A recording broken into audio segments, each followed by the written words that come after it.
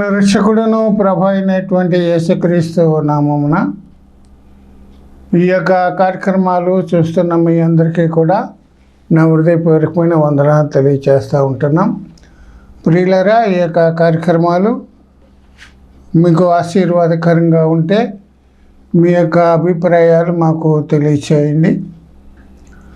అలాగే ఈ యొక్క కార్యక్రమాల కోసం మీరు ప్రార్థన చేయండి. మీ యొక్క కార్యక్రమాలు మీరు చూడటమే కాదు, కానీ మీ యొక్క స్నేహితులకి, మీకు తెలిసిన వారికి, మీ కుటుంబంలోని వారికి కూడా పరిచయం చేస్తే మరి వారు కూడా ఈ కార్యక్రమాలు చూడడానికి అవకాశం కలిగించిన వారు అవుతారు. కనుక మరి ఈ యొక్క కార్యక్రమాలు మరి ప్రభు చిత్తమైతే ప్రభు రాకడ వరకు కూడా కొనసాగించాలని మేము ఆశపడుతూ ఉంటున్నాం. మీ యొక్క ప్రార్థన అవసరతలు ఏమైనా ఉన్నట్లయితే స్క్రీన్ మీద మా ఫోన్ నెంబర్ కనిపిస్తుంది. ఆ నెంబర్కి మీరు ఫోన్ చేస్తే మీకోసం మేము ప్రార్థించగలుగుతాం. ప్రార్థన చేసి ఈ కార్యక్రమాన్ని ప్రారంభించుకుందాం. జీవం కలిగిన మా పరలోక తండ్రి, నమ్మదగిన దేవా, పరిశుద్ధుడా, నీ పరిశుద్ధ నామ స్తోత్రాలు. నీ కృప చేత, ప్రేమ చేత మరోసారి నీ బిడ్డలతో కలిసి సహవాసం చేయడానికి, నీ వాక్యాన్ని ధ్యానం చేయడానికి మీరు మాకు ఇచ్చిన గొప్ప కృపకై నీకు వందనాలు. ఈ సమయంలో మీరే మాతో మాట్లాడండి. నీ బిడ్డలకు కావాల్సిన వర్తమానం మీరు దయచేయండి. నీ వాక్యమైన ఈ జీవాహారాన్ని మందరికి కూడా పంచిపెట్టమని నజరేయుడైన యేసునామమున అడిగి స్తుతించి ప్రార్థిస్తున్నా మా తండ్రి, ఆమేన్. ప్రభునందు ప్రియులారా, దేవుని వాక్యంలో నుంచి కొన్ని విషయాలు మనం జ్ఞాపకం చేసుకుందాం. గొర్రెపిల్ల వివాహ మహోత్సవము అనే అంశంలో వరుడు ప్రభు అయినటువంటి యేసుక్రీస్తుల వారు వధువు దేవుడు తన స్వరక్తం ఇచ్చి సంపాదించిన సంఘం. క్రీస్తు శిలువ బలియాగం ద్వారా దేవుడు మనల్ని ప్రదానం చేసుకున్నాడు. ప్రభు రాకడ ఎప్పుడో మనకు తెలియదు కనుక సంఘం ఏం చేయాలంటే దేవుని రాకడ కొరకు సిద్ధపడాలి.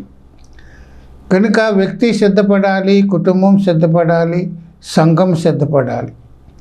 సిద్ధపాటు అనేది నీ దగ్గర నుంచే ప్రారంభం కావాలి. ఏ విధంగా సిద్ధపడాలి అనే అంశంలో చాలా విషయాలు మనం ధ్యానం చేస్తూ వచ్చాం. వ్యక్తి ఏ విధంగా సిద్ధపడాలి అనే అంశంలో ప్రియులారా, యోబు గ్రంథం 22 అధ్యాయం 23వ వచనములో నీ గుడారములలో నుండి దుర్మార్గమును దూరముగా తొలగించిన ఎడల నీవు అభివృద్ధి పొందుదవు అని వాక్యం చెప్తుంది. మన గుడారాల్లో ఉండే దుర్మార్గాన్ని తొలగించుకోవాలి. మానవునికి 4 గుడారాలు ఉన్నాయి. మొదటి గుడారం మన శరీరము. మన శరీరం ఉండే దుర్మార్గాన్ని తీసివేయాలి. ప్రియులార, కోపాన్ని, ఆవేశాన్ని, దురాలోచనను ఇవన్నీ కూడా మనం తొలగించుకోవాలి. మన శరీరం దేవుని ఆలయమని వాక్యం చెప్తుంది. కనుక దేవుని ఆలయముగా మన శరీరాన్ని మలుచుకునేటట్టుగా మన ఆత్మీయ జీవితాన్ని కట్టుకోవాలి. రెండవ గుడారం మన నివాసం చేసే ఇల్లు అని మనం గమనించాం. మన ఇంటిలో ఉండే దుర్మార్గం, అన్యాయం చేసింది, అక్రమం చేసి, మోసం చేసి, దగా చేసి, అబద్ధమాడి సంపాదించింది ఏది కూడా మన ఇంటిలో ఉండకూడదు. ప్రియులారా, ఆకాను శాపగ్రస్తమైన దానిని తీసుకొని ఇంట్లో దాచిపెట్టాడు కనుక ఆకాను కుటుంబం రాళ్లతో కొట్టబడి చంపబడినట్లుగా మనం చూస్తాం. కనుక మన ఇంటిలో దేవుని మందస్సం ఉండాలని కూడా మనం ధ్యానం చేస్తూ వచ్చాం. మూడవ గుడారం దేవుని యొక్క మందిరము. దేవుని మందిరములో దేవుడు కోరుకునేది ఏంటంటే పరిశుద్ధత. ప్రియులరా, ఈ యొక్క మరి దినాల్లో దేవుని యొక్క మందిరములో పరిశుద్ధతను పాడు చేసే కార్యక్రమాలు జరుగుతున్నట్లుగా మనం చూస్తాం. దేవుని మందిరములో విగ్రహాలు ఉంటున్నాయి, దేవుని మందిరములో ఫోటోలు ఉంటున్నాయి. ప్రియులరా, ఇవి ఉండడం వల్ల దేవుని పరిశుద్ధతను మనం పాడు చేసిన వారం అవుతాం. దేవుడు ఆత్మ కనుక ఆయనకి ఒక ఆకారము లేదు, ఒక స్వరూపము లేదు కనుక దేవుని మందిరాల్లో ఈనాడు విగ్రహాలు ఉంటున్నాయి, బొమ్మలు ఉంటున్నాయి, పటాలు ఉంటున్నాయి, ఫోటోలు ఉంటున్నట్లుగా మనం చూస్తాం. గమనించండి, దేవుని పరిశుద్ధతను పాడు చేసేది ఇంకోటి ఏంటంటే, మనం దేవుని మందిరానికి వెళ్ళేటప్పుడు సెల్ ఫోన్లు పట్టుకెళ్తూ ఉంటున్నాం. సెల్ ఫోన్లు కూడా దేవుని పరిశుద్ధతను పాడు చేసేవిగా ఉంటున్నావని చాలామందికి తెలియటం లేదు. సెల్ ఫోన్లు తీసుకెళ్ళడం వల్ల దేవుని యొక్క మందిరాల్లో జరిగే కార్యక్రమాలకి ఆటంకం కలుగుతుంది, ఇబ్బంది కలుగుతుంది. ఇదిగో నేను ప్రియులారా పరిశుద్ధతను పాడు చేసిన వారము అవుతాం. కనుక ఈ విధంగా దేవుని మందిరములో భక్తుడు ఏమన్నాడంటే, నేనైతే దేవుని మందిరములో మరి పచ్చని ఒలీవ చెట్టు వలె ఉన్నానంటున్నాడు. కనుక దేవుని మందిరములో మనం పచ్చని ఒలీవ చెట్టు వలె ఉండాలి. ఈనాడు ముండ్ల చెట్లు సంఘములో ఉన్నాయి. ముండ్ల చెట్లు లాంటి వారు, కారు ద్రాక్షలు కాసే చెట్ల లాంటి వారు, ఎండిపోయిన చెట్లు సంఘములో ఈనాడు ఉంటున్నాయి. కనుక దేవుని మందిరములో పరిశుద్ధతను కాపాడుకోవాలి. 4వ గుడారం ఏంటంటే దేవుని యొక్క సంఘం. దేవుడు తన స్వరక్తం ఇచ్చి సంపాదించిన సంఘమని మనం నేర్చుకుంటూ దానిని గురించి ధ్యానం చేస్తూ ఉంటున్నాం. దేవుని సంఘములో ఉండే దుర్మార్గత, దేవుని సంఘములో ప్రియులరా ఐకమత్యం లేనప్పుడు, ఏక మనసు లేనప్పుడు అది దుర్మార్గత. విశ్వాసుల మధ్య సమాధానం లేకపోతే అది దుర్మార్గత. దేవుని సంఘములో ఇటువంటి దుర్మార్గం ఉంది. ప్రజలు కలుసుకుంటున్నారు కానీ వారి మనసులు కలవడం లేదు. వారిలో ఏకాభిప్రాయము లేని పరిస్థితిని ఈనాడు చాలా సంఘాల్లో చూస్తున్నాం. కనుక దేవుని సంఘములో సమాధానం ఉండాలి. దేవుని సంఘములో దేవుని పద్ధతి జరగాలి, దేవుని క్రమము జరగాలి. దేవుడు మనకు అప్పగించిన పనిని దేవుని సంఘములో మనమందరం కూడా ఒక్కొక్క అవయముగా ఉంటున్న పరిస్థితుల్లో దేవుడు మనకు అప్పగించిన పనిని నమ్మకముగా చేస్తూ ప్రియులారా దేవుని సంఘానికి క్షేమాభివృద్ధి కలిగే విధంగా మనం ప్రవర్తించాలి. కనుక దేవుని సంఘంలో నీకు ఏ పని అప్పగించాడు ఆ పని మాత్రమే చేయాలి, కానీ వేరే పనికి నేను వెళ్తున్నాను, వేరే పని చేస్తాను అనే పరిస్థితి మనకు రాకూడదు. దేవుని సంఘములో ప్రియులరా ఈనాడు ఎవరు ఉంటున్నారు అని మనం ధ్యానం చేస్తున్నామంటే, దేవుని సంఘములో బుద్ధి గల కన్యకలు ఉంటున్నారు, బుద్ధి లేని కన్యకలు ఉన్నారు. బుద్ధి లేని వాళ్ళు ఉన్నారు, బుద్ధి కలిగిన వారు కూడా ఉన్నారు. ఇద్దరు కూడా కలిసే ఉంటున్నారు. ఎవరు బుద్ధిమంతులో ఎవరు బుద్ధి లేని వారు తెలియటం లేదు. అసలు కంటే నకిలీయే చాలా భక్తిగా ఉన్నట్లుగా కనిపిస్తుంది సంఘములు. కనుక ప్రియులరా బుద్ధి కలిగినటువంటి కన్యకల వలె మనం ఉండాలి.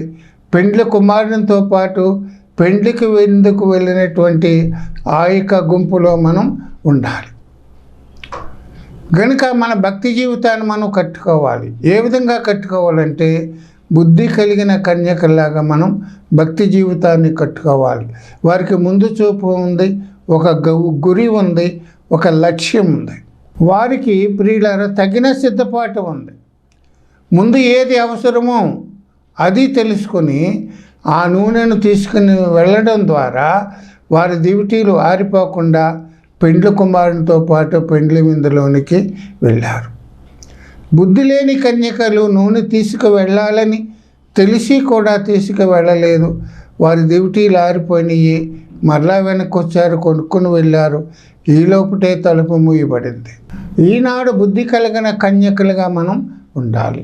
బైబిల్ ఏం చెప్తుందంటే సామెతల గ్రంథం 15:24 క్రిందనున్న పాతాళమును తప్పించుకొనవలెనని బుద్ధిమంతుడైతే పరమునకు పోవు జీవ మార్గమున నడుచుకున్నాను. కానీ ఒక గురి ఉంది, ఒక లక్ష్యం ఉంది. నేను పరలోకానికి వెళ్ళాలన్న ఒక గురి బుద్ధిమంతుడికి ఉన్నట్లుగా మనం చూస్తాం. ఇప్పుడు స్టూడెంట్స్ చూడండి, చదువుకునే పిల్లలు నువ్వేమవుతావంటే నేను డాక్టర్ని అవుతాను, ఇంజనీర్ అవుతాను, లాయర్ని అవుతాను, అబ్రాడ్ వెళ్తానని ఒక గురి పెట్టుకుంటారు వాళ్ళు. ఆ గురి పెట్టుకోకపోతే వాళ్ళు చదవలేరు, ముందుకి వెళ్ళలేరు. అలాగే మన భక్తి జీవితంలో కూడా ఒక గురి ఉండాలి, ఒక లక్ష్యం ఉండాలి. మన గురి మన లక్ష్యం ఏంటంటే పరలోకం. ఆ పరలోకానికి వెళ్ళాలనే ఆలోచన కలిగి ఎలా వెళ్ళాలి, ఏ విధంగా వెళ్ళాలి, ఏమి చేస్తే ఆ పరలోకానికి వెళ్తామనే ఆలోచనలు కలిగి ఆ విధంగా మనం నడుస్తూ ఉండాలి. కానీ మన ఇష్టానుసారంగా జీవిస్తే ఏమాత్రం కూడా పరలోకానికి బుద్ధిహీనంగా ప్రవర్తించిన వారము అవుతాం. గురి లేనివాడు, లక్ష్యము లేనివాడు, ఒక ఆలోచన లేనివాడు, ఒక ముందు చూపు లేనివాడు, సిద్ధపాటు లేనివాడు బుద్ధిహీనుడు. కనుక బ్రతికి ఉండగానే మనం పరలోకానికి వెళ్ళాలని ఒక ఆలోచన కలిగి అందుకోసం మనం ప్రయాణం చేయాలని వాక్యం మనకి తెలియచేస్తూ ఉంటుంది. గమనించండి, బుద్ధిమంతులు, బుద్ధి లేనివాడు. కనుక బుద్ధిమంతులైన వారు ఏం చేస్తారంటే ముందుగానే ఒక ప్రణాళిక వేసుకొని ఆ ప్రణాళిక ప్రకారంగా తమ జీవితాన్ని నడుచుకుంటూ ఉంటారు. బుద్ధి కలిగిన వారు జీవితాల్లో కొన్ని మనం పరిశీలించాం. ప్రియులారా, మొదటి దొంగ బుద్ధి లేనివాడిగా ప్రవర్తించాడు. రెండవ దొంగ బుద్ధి లేనివాడిగా ప్రవర్తించినప్పుడు కూడా తన మరణకాలంలో తన జీవితాన్ని ఒక్కసారి జ్ఞాపకం చేసుకొని నేను చనిపోతే ఎక్కడికి వెళ్తానని చెప్పి ఆ కొద్ది కాలాన్ని యేసుతో గడిపి ఆ కొద్ది సమయాన్ని ప్రియులరా సద్వినియోగం చేసుకుని బుద్ధి కలిగిన వాడై తన పాపాన్ని ఒప్పుకొని దేవునితో పాటు కూడా పరదేశంలోనికి వెళ్ళినట్లుగా మనం చూస్తున్నాం. జీవితం యొక్క ఆఖరి క్షణాల్లో అతనికి బుద్ధి వచ్చింది. ఆ బుద్ధి వచ్చినటువంటి ఆ యొక్క పరిస్థితుల్లో తన జీవిత గమ్యం మారిపోయింది. పాతాళానికి వెళ్ళవలసిన వాడే, నరకానికి వెళ్ళవలసిన వాడే, కానీ బుద్ధి కలిగి పాపం ఒప్పుకుని ప్రియులరా తన గమ్యాన్ని మార్చుకున్నాడు, పరలోకానికి వెళ్ళాడు. అలాగే ఇంకొక వ్యక్తిని గురించి కూడా మనం బైబిల్లో చదువుదాం. చూడండి ప్రియులరా, లూకా సువార్తలో ఒక స్త్రీ కనిపిస్తుంది. ఆ స్త్రీ ప్రియులరా మంచి అందగత్తె, మంచి యవ్వనంలో ఉంది, మంచి శరీర దారుఢ్యం ఉంది, చక్కని మరి ఫిజిక్ ఉంది, మరి చక్కని విధానం ఉంది. ఆమె ప్రియులరా ఒక గ్రామంలో ఆ స్త్రీ ఉంటే ఆ గ్రామంలో ఆమె ఏమి చేసేదంటే ప్రియులరా తన శరీరాన్ని పెట్టుబడిగా పెట్టి వ్యాపారం చేసేది. ఆమె చేస్తున్న వ్యాపారం సరైంది కాదు. ఆమె చేస్తున్న వ్యాపారం దుర్వ్యాపారం. తన శరీరాన్ని అమ్ముకొని ప్రియులరా వ్యాపారం చేసి ఎంతో సంపాదించిన పరిస్థితులు మనం చూస్తున్నాం. యవ్వనములో ఉంది, అందంగా ఉంది, బలంగా ఉంది, పురుషులను ఆకర్షించే ఆ యొక్క ఆకర్షణ ఆమెలో ఉంది. చాలామంది యవనస్తులు తమ జీవితాలని పాడు చేసుకున్నారు. ఎన్నో గృహాల్లో భార్యాభర్తల మధ్యలో గొడవలు వస్తున్నాయి. నువ్వు ఎక్కడికి వెళ్ళావు, అక్కడికే వెళ్ళొచ్చావు కదా అని భార్య అంటూ ఉంటే వారిద్దరి మధ్యలో గొడవలు. ఈ విధంగా ఆ గ్రామంలో ఒక రకమైనటువంటి అలజడి ఆమెను బట్టి కలిగింది. వావి వరుసలు లేకుండా, వయసుతో నిమిత్తం లేకుండా, కులమతాల భేదం లేకోకుండా, హెచ్చు తగ్గులు లేకుండా, అధికారులైన బానిసలైన ఉద్యోగస్తులైన ఎవరైనప్పటికి కూడా డబ్బులు తీసుకొచ్చి ఆమె ఇంటికి వస్తే ఆ వారితో పాపం వ్యాపారము చేసిన పరిస్థితులు మనం చూస్తాం. ఆమె బుద్ధి లేనప్పుడు భయంకరమైన పాపములో జీవించింది. బుద్ధి లేనివాడు ఏం చేస్తాడో తెలిసిన పాపం చేసేవాడే బుద్ధి లేనివాడు. అక్రమం చేసేవాడే బుద్ధిహీనుడు. తప్పని తెలిసి కూడా తప్పు చేసేవాడు బుద్ధిహీనుడు. చేయకూడదని తెలిసి కూడా చేసేవాడు బుద్ధిహీనుడు. అక్రమంగా అన్యాయంగా ఆ స్త్రీ ఎంతో సంపాదించింది, ఎంతో ఆస్తి సంపాదించింది, మంచి ఇల్లు కట్టుకుంది, మంచి ఆస్తి సంపాదించింది, చక్కని వసతులు ఆ ఇంటిలో ఉన్నాయి. ప్రియులరా మంచి ధనవంతురాలుగా ఆమె ఆ గ్రామంలో ఉన్నట్లుగా మనం చూస్తున్నాం. గమనించండి, ఆమెను బట్టి ప్రజలు ఏమనుకున్నారో తెలిసిన, ఆమెను బట్టి స్త్రీలు ఏమనుకుంటున్నారంటే అరే ఎంతగా మా కుటుంబంలో ఇన్ని గొడవలు వస్తున్నాయి, ఈమెను బట్టి ఇన్ని గొడవలు మా కుటుంబాల్లో వస్తున్నాయి, భార్యాభర్తలకు గొడవలు వస్తున్నాయి, అసలు ఈ ఊర్లో లేకుండే బాగుండును అని అనుకున్న సందర్భాలు కూడా లేకపోలేదేమో. అంత భయంకరంగా ఆమె జీవించి బుద్ధిహీనంగా యవనస్తుల యవనాన్ని పాడు చేసింది. చిన్నపిల్లలు వావి వరుసలు లేకుండా, వయసుతో నిమిత్తం లేకుండా భయంకరమైన పాపములో బుద్ధిహీనంగా ప్రవర్తించి ఆస్తి సంపాదించింది, ఐశ్వర్యం సంపాదించింది, డబ్బులు సంపాదించింది, మంచి ఇల్లు సంపాదించింది, మంచి హోదా కలిగింది, పెద్ద పెద్ద ధనవంతులు ఆమె దగ్గరికి వస్తున్నారు, తన పలుకుబడి పెరిగింది.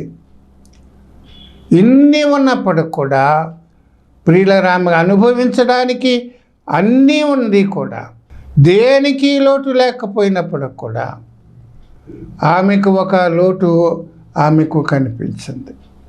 అనుభవించడానికి అన్నీ ఉన్నప్పటికి కూడా ఆమె హృదయంలో ఏదో ఒక చిన్న ఖాళీ, ఏమోలో ఏదో ఒక చిన్న ఖాళీ ఆమె మనసులో ఉంది. అదేంటంటో తెలిసిన, నేను అనుభవించడానికి ఇన్నే ఉన్నాయి, కానీ నేను చనిపోయిన తర్వాత నేను ఎక్కడికి వెళ్తాను? నేను ఇంతగా పాపం చేస్తున్నానే, ఇంతగా నేను భయంకరంగా పాపంలో జీవిస్తున్నానే, నేను చనిపోయిన తర్వాత ఎక్కడికి వెళ్ళాలి? నేను ఎక్కడికి వెళ్తాను అనే ఆలోచన ఆమెకి వచ్చి, ఆమె హృదయములో ఏమి లేదంటే సమాధానము లేదు.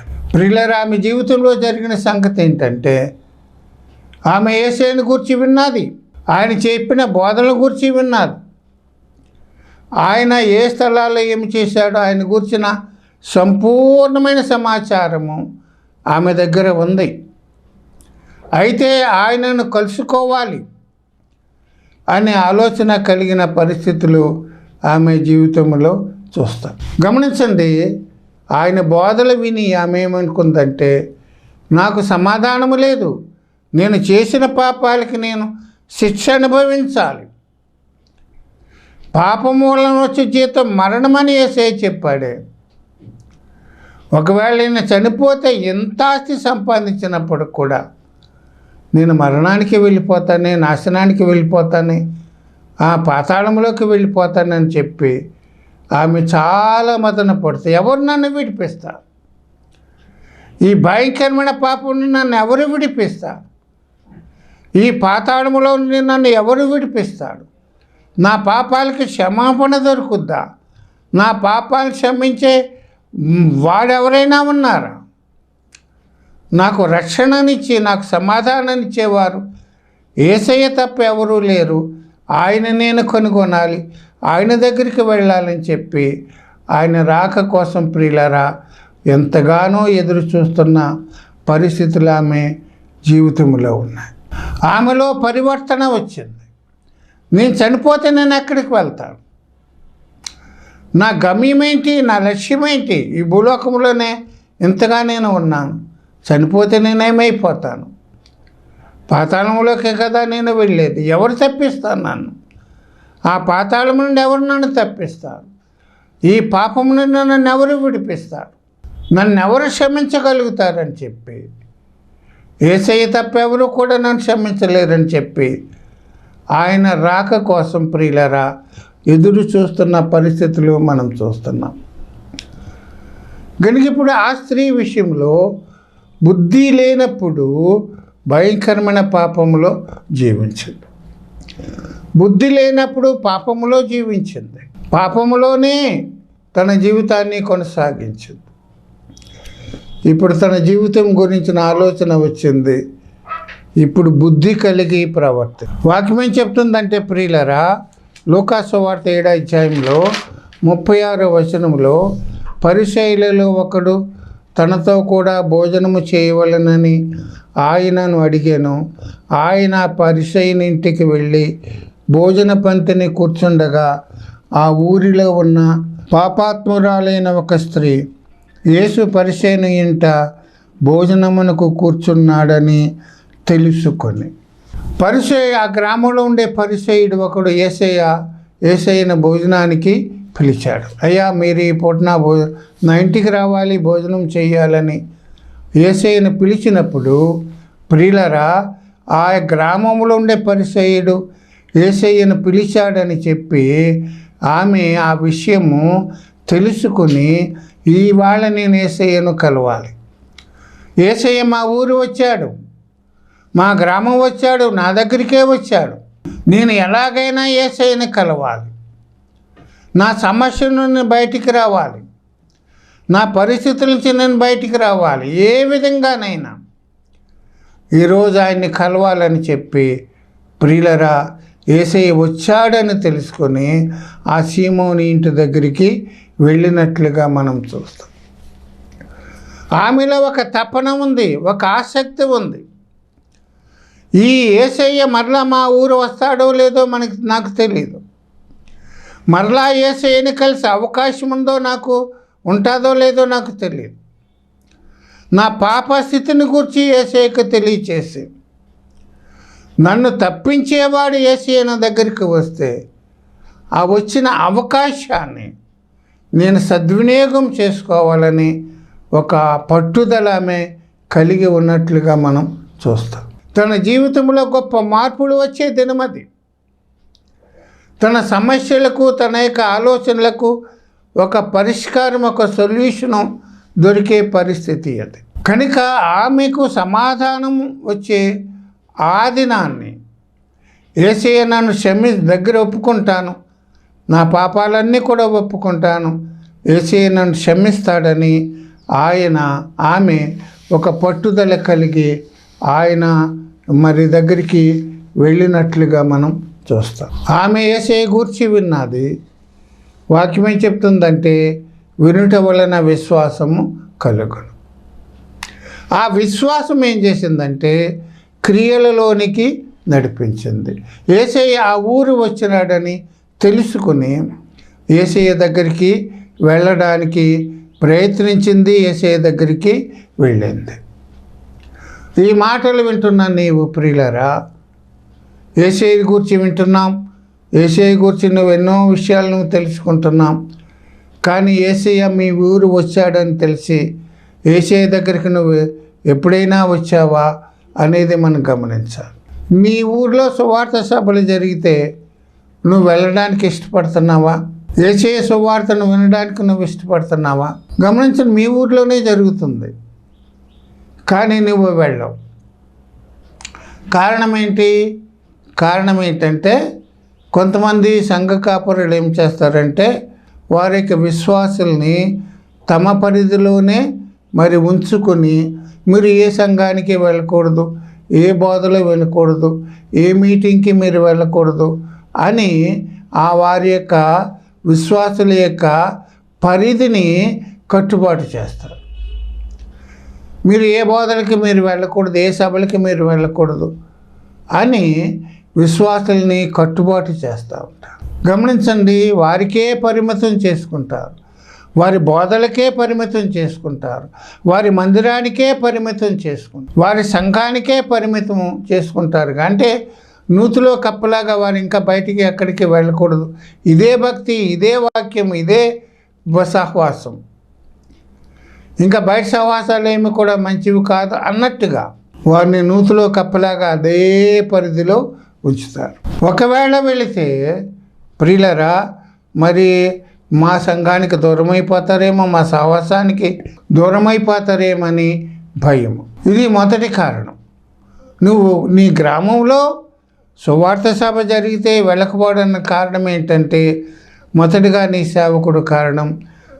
సేవకుడికి ఇంకో భయం ఏంటంటే ప్రియులరా ఆ సేవకుడు మంచి వాక్యం చెప్పేవాడై ఉండొచ్చు, ఆ వాక్యం విని ఎంతోమంది మార్పు పొందొచ్చు, నాకంటే బాగా చెప్తున్నాడు ఆయన, నాకంటే దేవుని వాక్యాన్ని వివరిస్తున్నాడు అని చెప్పి నన్ను వదిలిపెట్టి వెళ్ళిపోతారేమని చెప్పే భయము ఈనాడు సేవకుల్లో ఉంది.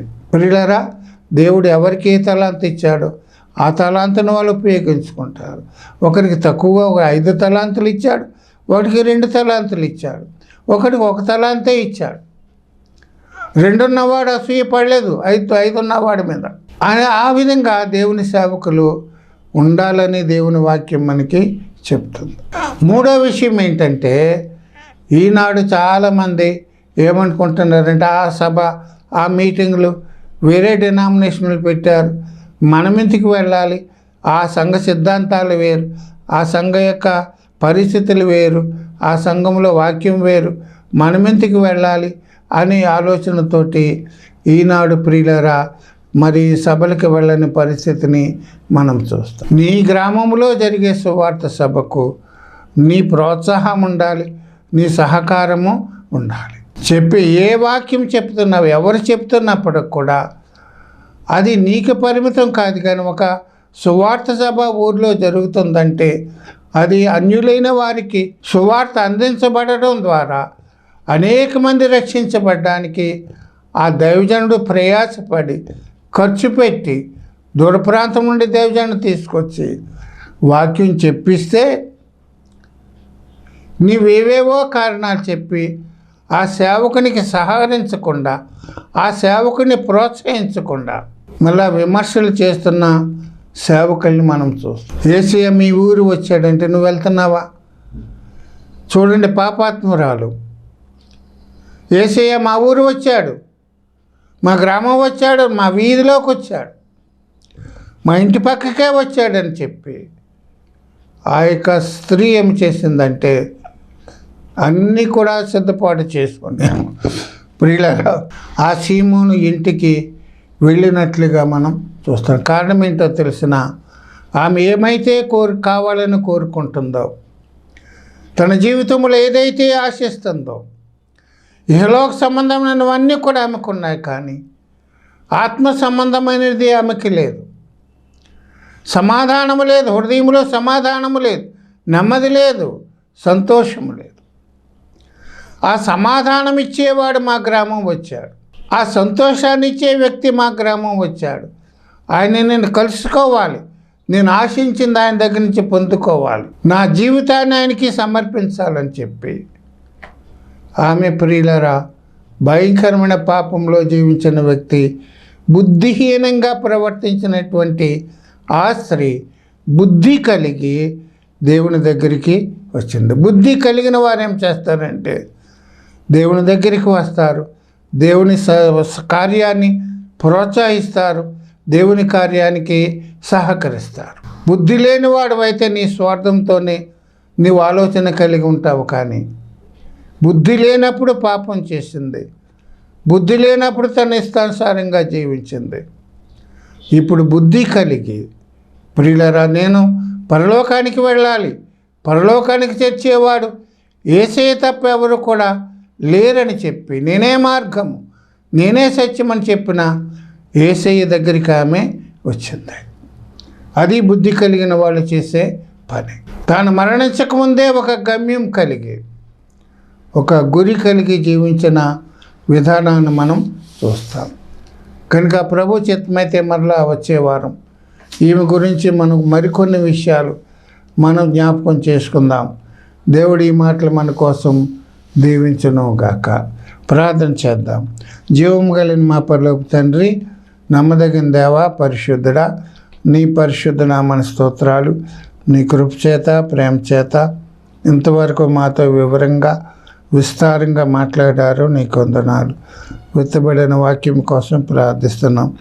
విత్తబడిన వాక్యానికి నీరు కట్టండి, ఫలింపు చేయండి, అన్నవారికి ఆశీర్వాదకరంగా ఉండడానికి సహాయం చేయండి. ప్రభు, ఆ వాక్యం ఉన్న వారందరినీ మీరు దీవించండి. ఇదిగో నేను అనారోగ్యం ఉన్న వారిని మీరు మరీ బలపరచండి. ఇదిగో నేను ఆయా సమస్యలు ఉన్నవారిని మీరు జ్ఞాపకం చేసుకోండి. ప్రభు, నీ కొందనాలు. ఇదిగో నేను మరి ఆర్థికపరమైన సమస్యలు, ఇదిగో నేను కోర్టు సమస్యలు, ఆరోగ్యపరమైన సమస్యలు, ఆర్థికపరమైన సమస్యలు ఉన్న వారిని మీరు జ్ఞాపకం చేసుకోండి, విడుదల కలిగించండి. వివాహం కావలసిన బిడ్డలను బట్టి ప్రార్థిస్తున్నాం, వారిని జ్ఞాపకం చేసుకోండి. వివాహం అయ్యి గర్భఫలాల కోసం ఎదురు చూస్తున్న బిడ్డల్ని జ్ఞాపకం చేసుకోండి. నీ కృపలో నడిపించండి. ప్రభువా, మరి నీ చిత్తమైతే మేమందరం మరోసారి కలుసుకోవడానికి నీ కృప దయచేయమని యేసునామమును అడిగి స్తుతించి ప్రార్థిస్తున్నాం మా తండ్రి. ఆమేన్. మీ అందరికీ నా హృదయపూర్వకమైన ఉంది.